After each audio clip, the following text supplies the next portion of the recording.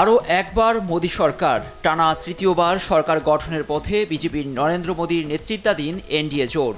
এমন জয়ে ছেয়ে যাচ্ছে শুভেচ্ছার বার্তা।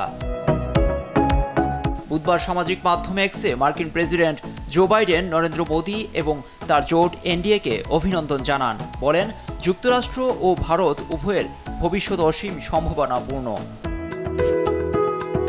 ফোন আলাপে মোদীকে অভিনন্দন জানান ব্রিটিশ প্রধানমন্ত্রী ঋষি সুনাক।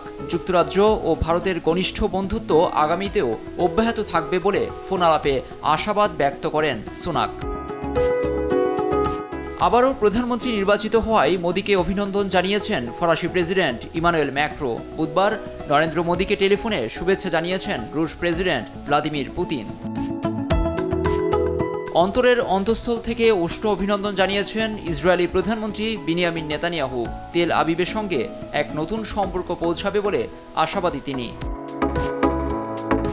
ইউক্রেনীয় প্রেসিডেন্ট ভলোদিমির জেলেনস্কি, বাংলাদেশের প্রধানমন্ত্রী শেখ হাসিনা, ভুটান, মালদ্বীপ, মরিশাস, নেপাল ও শ্রীলঙ্কা, তাইওয়ান, ইরান সহ আরও অনেক দেশের নেতার কাছ থেকে শুভেচ্ছার বার্তা পেয়েছেন নরেন্দ্র মোদী।